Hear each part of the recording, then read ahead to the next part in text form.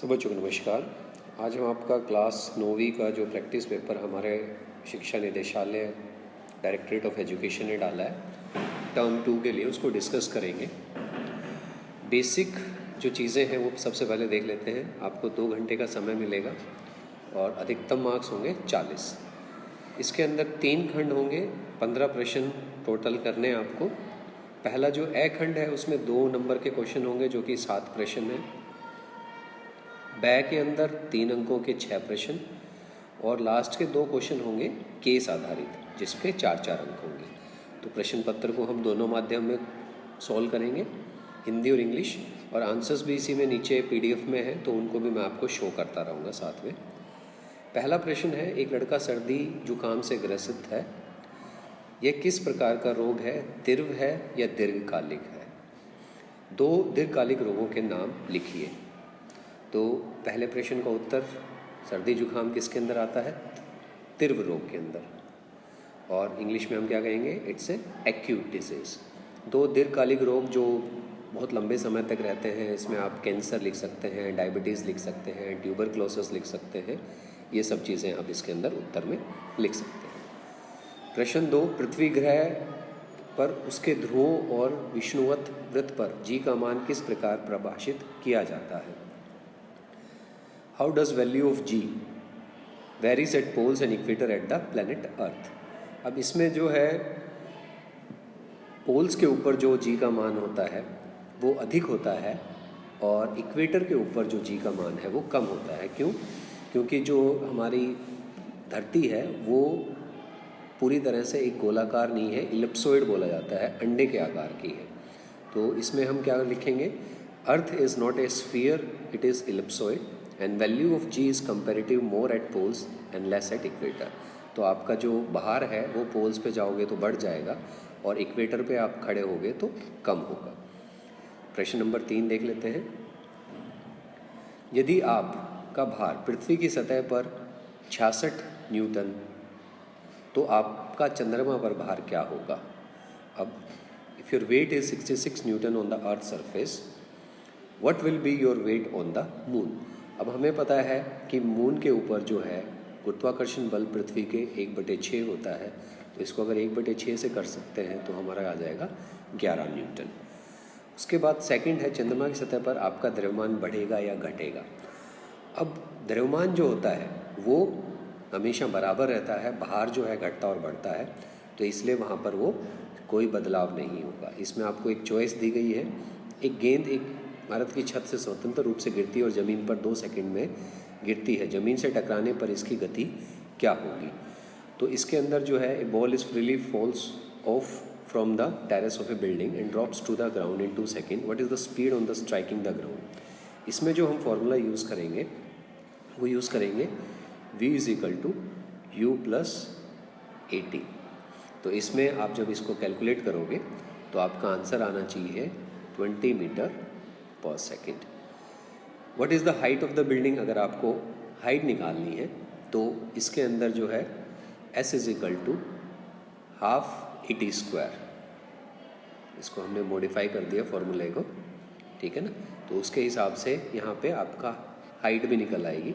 तो आप दोनों चीज़ों की कैलकुलेशन करेंगे तो 20 मीटर पर सेकेंड एंड 20 मीटर इसके अंदर इसका आंसर हो जाएगा।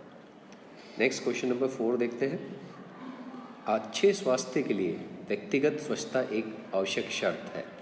अच्छे स्वास्थ्य के लिए आवश्यक कम से कम 2 और शर्तें लिखिए। तो अगर आपको जो है अपना स्वास्थ्य सही रखना है, आपको हेल्थ गुड रखनी है, उसके अंदर 2 कंडीशंस और कौन कौन सी हो सकती हैं? तो अगर हम अच्छे स्वास्थ्य की बात करें तो आपको अच्छा खान पान चाहिए, तो इकोनॉमिकली आपकी स्टेबिलिटी होनी चाहिए। पर्सनल हाइजीन की जगह पब्लिक हाइजीन भी आपको ध्यान रखना चाहिए। सेकंड है, how does a doctor diagnose the disease in disease person? एक चिकित्सक रोगग्रस्त व्यक्ति को रोग की पहचान कैसे करता है? तो आपको पता है कि चिकित्सक अलग अलग जो है आपको टेस्ट कहता है, लेकिन उससे पहले वो आपसे कुछ पूछता है कि क्या क्या हो रहा है। जैसे आप कहोगे कि सर दर्द हो रहा है, पेट दर्द हो रहा है या जो भी हो रहा है, तो वो लक्षणों के हिसाब से, तो doctor diagnose the disease bye knowing the symptoms, उसके लक्षण के हिसाब से वो उसको पहचान करेगा। तो अपरमाणुकों कणों के नाम लिखिए, इन कणों पर उपस्थित आवेश जो है भी लिखिए। नेम 2 सब atomic particles, also write the respective charges. तो 3 सब एटॉमिक पार्टिकल हैं हमारे, उसमें से कोई भी आपको 2 लिखने हैं, इलेक्ट्रॉन, प्रोटॉन, न्यूट्रॉन। और उसके अंदर जो है अगर इलेक्ट्रॉन लिखने हैं तो नेगेटिव चार्ज, प्रोटॉन लिखने हैं तो पॉजिटिव, न्यूट्रॉन लिखने हैं तो कोई भी चार्ज नहीं। Question number 6, the mass of the fluorine is 19 and its atomic number is 9. Write the symbol of this element, how many electrons and neutrons are present in. अब फ्लोरीन का symbol होता है F, मास नंबर 19 है, atomic number 9 है। Electron proton निकालने के लिए क्या करते हैं हम, तो इलेक्ट्रॉन तो इतने ही होंगे जितने उसके अंदर उसका एटॉमिक नंबर है। तो हमारे इलेक्ट्रॉन की संख्या हो जाएगी 9। न्यूट्रॉन्स की संख्या निकालनी है, तो न्यूट्रॉन्स की संख्या के लिए क्या करेंगे हम, जो है P प्लस एन क्या होता है, हमारा मास नंबर होता है। अब हमें मास नंबर तो दे रखा है, तो 19 equals to P plus N में तो P की जगह हम लिख देंगे 9 प्लस एन, तो ये इसमें से माइनस हो जाएगा तो n आ जाएगा आपका 10, तो न्यूट्रॉन हो जाएंगे 10। टोटल इनका आना चाहिए 19। नेक्स्ट क्वेश्चन देख लेते हैं। 2 तत्वों को x और y के द्वारा दर्शाया गया जिनकी परमाणु संख्या क्रमशः 6 और 17 है। 2 elements having atomic number 6 and 17 are respectively represented by x and y। What will be the valency of these 2 elements. अब वैलेंसी जो होता है वो क्या होता है, उसके सबसे बाहरी कक्ष के अंदर जितने इलेक्ट्रॉन्स होते हैं वो उसकी वैलेंसी कहलाती है, वो उसके वैलेंस इलेक्ट्रॉन होते हैं, और जितने इलेक्ट्रॉन उसने अपने आप को स्थिर करने के लिए किसी से लिए या दिए वो उसकी वैलेंसी कहलाती है। तो x को अगर हम कक्षों में लिखेंगे तो 2 और 4, और y को लिखेंगे तो 2, 8 और 7। तो इसकी तो वैलेंसी हो जाएगी 4 और इसकी वैलेंसी हो जाएगी 1। खंड बी के अंदर जो 3 नंबर के प्रश्न है, अब हम वो देखते हैं। एक तीर को तने हुए धनुष के छोड़े जाने पर आगे की ओर बढ़ता है, इस प्रक्रिया में ऊर्जा के स्थानांतरण को समझाइए। An arrow moves forward when released from a stretched bow. Explain the transformation of energy in the process. मतलब एक तीर को जब आप चला रहे हैं तो कौन सी ऊर्जा किस में स्थानांतरित हो रही है। तीर को आपने किससे खींचा, मस्कुलर एनर्जी से। तीर के अंदर खुद की कौन सी थी, पोटेंशियल एनर्जी, और वो किस में कन्वर्ट हुई, काइनेटिक एनर्जी में। तो मस्कुलर से पोटेंशियल से काइनेटिक, ये इसका एक ट्रांसफॉर्मेशन हो जाएगा। सेकंड है, एक 40 ग्राम द्रव्यमान की एक लड़की अपने घर की छत पर चढ़ती है। छत की ज़मीन से 15 फुट ऊपर है, तो जो वेट है वो हमें 40 kg दे रखा है। छत ज़मीन से 15 फुट ऊपर हाइट है। छत पर पहुंचने पर लड़की द्वारा प्राप्त स्थितिज ऊर्जा की मात्रा की गणना कीजिए। तो इसमें हमें निकालना क्या है, काइनेटिक एनर्जी। तो इसमें चढ़ने के दौरान असल में 2 तरीके हो गए यहाँ पे कि एक girl of 40 kg climbs up on her house terrace which is 15 feet above. Calculate the amount of potential energy. Sorry, kinetic नहीं, पोटेंशियल बताना है। तो पोटेंशियल का हमारा सीधा सीधा फॉर्मूला क्या है, P = mgh। तो mgh हमें m दे रखा है, g दे रखा है और h दे रखा है। सीधा सीधा हम करेंगे तो इसका आंसर आएगा आपका 1800 जूल्स। इसी के और पार्ट में दे रखा है, what is the work done to increase the velocity of a bus from 36 km/h to 72। तो वर्क डन निकालना है। तो वर्क डन निकालने के लिए हम क्या करेंगे, चेंज इन काइनेटिक एनर्जी निकालेंगे। अब चेंज इन काइनेटिक एनर्जी में इनिशियल और फाइनल काइनेटिक एनर्जी, तो काइनेटिक एनर्जी का फॉर्मूला क्या है हमारा, ½ mv²। तो यहाँ पे ½ mu² और ½ mv² दोनों हो जाएंगे। तो दोनों को सोल्व कर लेंगे, एक बार जो है हम 36 के साथ में करेंगे और एक बार 72 के, और दोनों का जो डिफरेंस आएगा वो हम इसमें करेंगे। तो वर्क डन में इसमें आपका आंसर आना चाहिए 1,50,000 जूल्स। नेक्स्ट क्वेश्चन नंबर 9, गुरुत्वाकर्षण का सार्वत्रिक नियम को इसके समीकरण सहित लिखिए, इसके कोई 2 महत्व भी लिखिए। यूनिवर्सल लॉ ऑफ ग्रेविटेशन को आपने लिखना है, सिर्फ उसके 2 यूजेस के बारे में। तो लो तो आप लिख ही लेंगे, इसका फॉर्मूला आपको ध्यान होना चाहिए, m1 m2 अपॉन r²। ठीक है, इसी को आपने एक्सप्लेन करना है कि every particle attracts every other particle in the universe with a force that is directly proportional to the product of the masses and inversely proportional to the square of distance between them, r square जो हमने कर दिया। Importance की बात करें तो ये motion of planets बता रहा है एक तो हमें around the sun, motion of moon around the earth and the motion of artificial satellite around the earth. उसके बाद रेनफॉल, स्नोफॉल, ये सारी चीज़ें जो है हम यूनिवर्सल लॉ ऑफ ग्रेविटेशन के हिसाब से ही एक्सप्लेन कर पा रहे हैं। What does G and capital G and small G? तो कैपिटल जी क्या है? यूनिवर्सल ग्रेविटेशन कांस्टेंट है आपका, और स्मॉल जी क्या है? Gravitational acceleration due to gravity. तो ये दोनों जो है आप आंसर यहाँ से भी देख सकते हैं, इसके अंदर नीचे क्वेश्चन नंबर 9 का डेफिनेशन यहाँ पर है, फॉर्मूला, और इसके इम्पोर्टेंट यूजेस जो हैं वो सारे इसमें से आप कर सकते हैं। नेक्स्ट क्वेश्चन नंबर 10 हम करेंगे। एल्यूमिनियम हाइड्रोक्साइड और सोडियम क्लोराइड का रासायनिक सूत्र लिखना है। अब एल्यूमिनियम हाइड्रोक्साइड और तो इसके लिए हमें एटॉमिक नंबर पता होना चाहिए। एल्यूमिनियम की वैलेंसी 3 और हाइड्रोक्साइड जो होता है OH, इसकी 1, क्रॉस मल्टीप्लाई कर देंगे तो AlOH3 आ जाएगा। ठीक है। सोडियम क्लोराइड सिंपल है, सोडियम 1 क्लोरीन 1, क्रॉस करेंगे तो NaCl आपका इसमें बन जाएगा। उसके बाद name the following compound aluminium oxide and magnesium oxide, तो नाम लिखना है सीधे सीधे इसके ऊपर।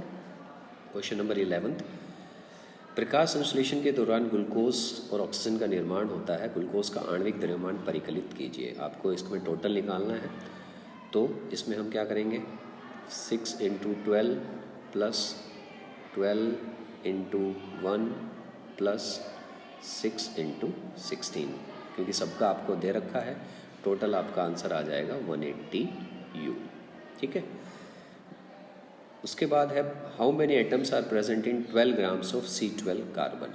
अब क्योंकि एटम्स निकालने हैं इसके अंदर, तो 1 मोल कार्बन का वेट कितना होता है? 12 ग्राम्स ही होता है। तो 1 मोल ऑफ कार्बन के अंदर कितने होंगे? 6.022 × 10⁻23। तो नंबर ऑफ एटम्स जो है 12, क्योंकि इसका एटॉमिक मास जो है 12 ग्राम ही होता है। अगर कुछ और होता तो पहले हम नंबर ऑफ मोल्स निकालते, यहाँ पे नंबर ऑफ मोल्स 1 ही है, तो 12/12 करेंगे तो 1 मोल आ गया। तो 1 मोल × 6.022 × 10⁻23। सपोज 2 मोल्स होता तो × 2 कर देते हैं हम इसके अंदर। नेक्स्ट क्वेश्चन नंबर 12 को देख लेते हैं। धनायन और ऋणायन को परिभाषित कीजिए। जब सोडियम क्लोराइड को पानी में घोला जाता है तो यह सोडियम और क्लोरीन आयन बनाता है। इन आयनों को धनायन और ऋणायन आयनों में वर्गीकृत कीजिए और इन आयनों के संकेत भी लिखिए। Define cation and anion. When sodium chloride dissolved in water it form sodium chloride ion. Categorize them into cation and anion. तो कैटायन का मतलब क्या होता है? पॉजिटिव चार्ज, और एनायन का मतलब होता है नेगेटिव चार्ज। पॉजिटिव चार्ज कब मिलेगा? जब उसने इलेक्ट्रॉन को लूज किया है, ठीक है ना। और एनायन मतलब नेगेटिव चार्ज जब वो किसी से गेन कर रहा है। तो जब हम सोडियम क्लोराइड को डिसॉल्व करेंगे तो ये Na+ और Cl-, तो सोडियम कैटायन बन जाएगा और क्लोरीन हमारा एनायन बन जाएगा। क्वेश्चन नंबर 13, समस्थानिक किन्हें कहते हैं? जो 2 समस्थानिकों के उपयोग लिखिए। समस्थानिक एक ही स्थान पे जो होते हैं। What are isotopes? ठीक है ना। तो आइसोटॉप्स क्या होता है? Elements having same atomic number but different mass number. तो इसमें जैसे क्लोरीन है Cl35 एंड Cl37, ये 2 इसके आइसोटॉपिक फॉर्म है। इनका एटॉमिक नंबर दोनों का 17 है, मास नंबर अलग अलग हो गया। Write to application of isotopes. Isotopes के एप्लीकेशन अगर आप लिखना चाहें तो इसमें सबसे ज़्यादा जो यूज़ किया जाता है उसके अंदर जो है कोबाल्ट को यूज़ किया जाता है, ट्रीटमेंट ऑफ कैंसर के अंदर किया जाता है। तो उसमें आप लिख सकते हैं आइसोटॉप्स के एप्लीकेशन के अंदर। यहाँ पे आपको elements having same atomic number but different mass number, correct applications of isotope आपकी NCERT बुक के अंदर भी दे रखी है, आप वहाँ से भी कॉपी कर सकते हैं, पढ़ सकते हैं। उसके बाद जो है क्वेश्चन नंबर 13 का ही जो B पार्ट है, identify the atom whose structure is shown in given diagram, also write the electronic configuration. Outermost shell में हमारे 2 हैं, नंबर ऑफ शेल्स कितने हैं, 3 हैं, तो हम KLM करके आउटर मोस्ट शेल में 2 लिखेंगे तो टोटल हो गया 12। तो ये हमारा एटम हो गया मैग्नीशियम। अब सेक्शन सी पे आ जाते हैं कि जो कि आपके केस स्टडी क्वेश्चंस हैं। इसमें आपको पहले क्वेश्चन के अंदर एक पैराग्राफ दे रखा है, उसको पढ़ना है और फिर आंसर्स बताने हैं। राजू ने देखा कि उसके घर में प्रतिदिन दिए गए समय में निम्नलिखित उपकरणों का प्रयोग किया जाता है। एक 40 वोल्ट की ट्यूबलाइट को 4 ट्यूबलाइट हैं जो कि 8 घंटे के लिए जलती हैं। 120 वोल्ट का एक टीवी है जो 6 घंटे के लिए चलता है। 1000 वोल्ट की पानी की मोटर पंप है जो 1 घंटे चलता है। आपको क्वेश्चंस के आंसर्स बताने हैं। 4 tubelight of 40 volt for 8 hour, ठीक है ना। तो पहला प्रश्न क्या है, ट्यूबलाइट को जलाने पर उसमें ऊर्जा स्थानांतरण को लिखिए। तो यहाँ पे ट्यूबलाइट जो जल रही है उसमें ऊर्जा स्थानांतरण की बात करें तो किस में हो रहा है, इलेक्ट्रिकल एनर्जी से लाइट एनर्जी बन रही है आपको। सेकंड है विद्युत ऊर्जा संरक्षण के 2 सुझाव बताइए। तो ये तो आप लिख सकते हो कि जब ज़रूरत हो तभी ऑन करना है, सारी जिन रूम्स में आप बैठे हैं उसी रूम की लाइट जलाएं, दिन के समय जो है लाइट का उपयोग ना करें। यदि बिजली की खपत की दर 3 रुपये प्रति यूनिट है तो मार्च के महीने में उसके घर का बिल क्या होगा। तो इसके लिए हमें क्या करना पड़ेगा कि हर जो भी हमारा अप्लायंस है उसका हमें निकालना पड़ेगा और फिर टोटल करके मार्च में 31 दिन है उससे उसको गुना करेंगे और लास्ट में फिर 3 से उसको गुना करके निकालेंगे। तो इसमें देखो आप tubelight electrical consume by tubelight per day 4 थी, उसको पहले हमने वॉट में दे रखा है तो किलोवाट में बदल लेंगे तो 1.2 किलोवाट आवर में आ गया। टीवी का भी हमने निकाल लिया और वाटर पंप का निकाल लिया, ठीक है। इन सब का टोटल करेंगे तो एक दिन के अंदर लगभग 3 किलोवाट या 3 यूनिट बिजली खर्च हो रही है। तो 3 × 31 करेंगे तो पूरे महीने में 93 किलोवाट या 93 यूनिट। 1 यूनिट 3 रुपये की है तो टोटल बिल आएगा 279 रुपीज़। इसी तरह से जो है इसके अंदर एक और क्वेश्चन भी दे रखा था, आप देखेंगे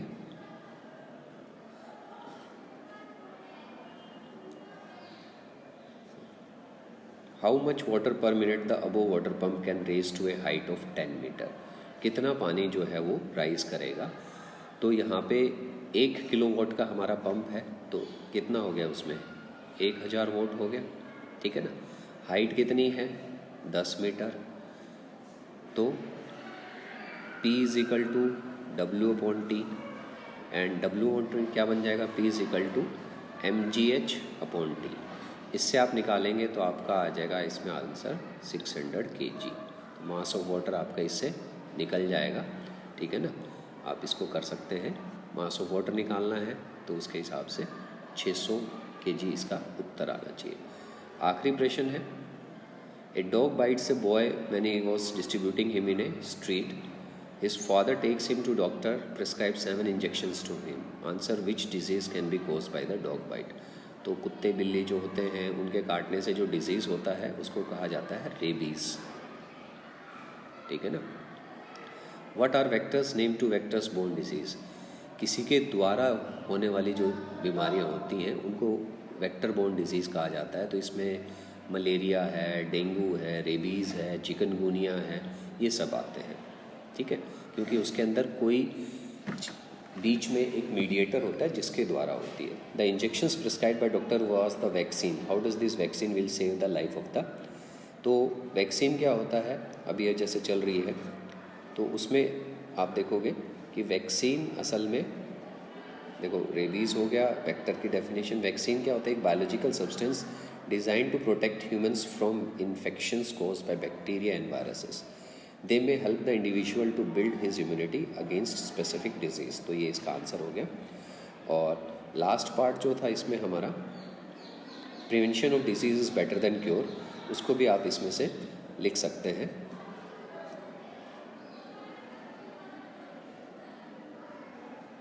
As the disease affect the body, the functioning of body organ can be concerned and medication needs which is cause side effect including allergies. These are certain diseases that cannot be treated.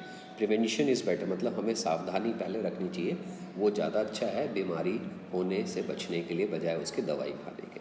तो उम्मीद है आपको ये समझ में आया होगा paper. ये आपका पैटर्न था जिसके हिसाब से आपके एनुअल एग्ज़ाम में क्वेश्चन आएंगे. 15 questions in 2 hours 40 marks. Thanks for watching. Do share it with your friends.